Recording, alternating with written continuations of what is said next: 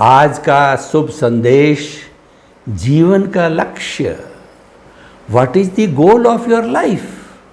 What is the aim of your life? What is the target of your life? यानी सबसे पहले जब समझ आती है तब ये तय करो कि तुम्हारा जीवन का लक्ष्य क्या है। लक्ष्य के बिना आप कैसे सफलता का पा सकते हो, और अगर लक्ष्य नहीं है तो हमारी प्लानिंग कैसे होगी। देखिए, लक्ष्य के बारे में बहुत सुंदर उदाहरण आता है कि जब द्रौपदी का स्वयंवर हुआ तो बड़े बड़े जो है वो राजकुमार आए, उसमें से अर्जुन भी आया, और अर्जुन को ये पूछा गया कि तुम्हारे को क्या दिखाई दे रहा है। वो तात्कालिक जो लक्ष्य की बात थी, तो अर्जुन ने ये पूछा कि संयमवर की जो शर्त थी कि ऊपर जो है घूमती हुई मछली थी, उसकी परछाई नीचे पानी में दिख रही थी। परछाई को देख करके उल्टी दिशा में तीर तान करके और घूमती हुई मछली के आँख का भेदन करना था। तो अर्जुन ने यही कहा, जो मछली घूम रही है उसकी मुझे मात्र आँख दिखाई दे रही है, बाकी मुझे कुछ भी नहीं दिखाई दे रहा है। उसी तरीके से हमें अपने जीवन का लक्ष्य बनाना चाहिए, और लक्ष्य कैसा होना चाहिए कि जैसी हमारी रुचि हो।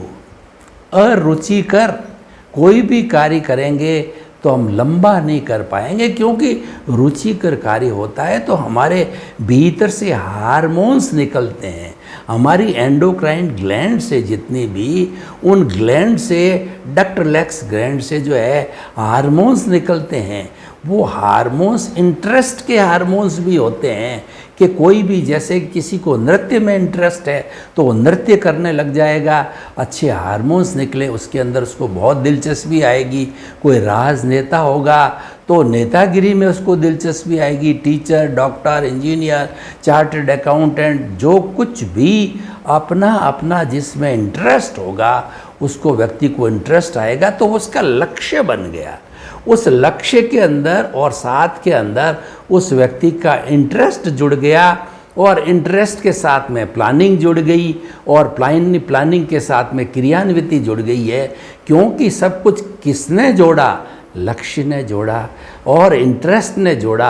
वो जोड़ते जुड़ते जुड़ते जुड़ते वो ऑटोमेटिकली जो है रास्ता मिलता जाता है, और रास्ता मिल करके व्यक्ति जो है प्लानिंग करते करते अपने गंतव्य, अपने लक्ष्य को प्राप्त हो जाता है। और इसका विपरीत देखें कि जिसका लक्ष्य नहीं है, लक्ष्य विहीन है, वो निराश होगा, वो नकारात्मक भावों वाला होगा, और वो जीवन में कहीं पर भी सफलता प्राप्त नहीं करके, और वह व्यक्ति जो है अपने जीवन को यूं ही व्यर्थ गंवा देगा।